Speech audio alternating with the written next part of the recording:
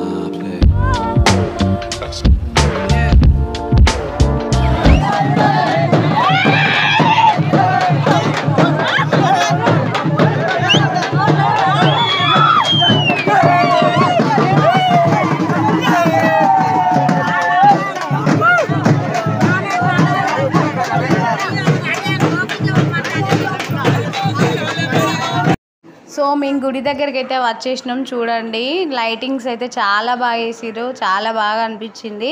So మేము temple దగ్గరికి అయితే వచ్చినాం. టెంపుల్ చుట్టూ 3 రౌండ్స్ వేయాలంటే మేమైతే 3 రౌండ్లు అయితే తిరుగుతున్నాం.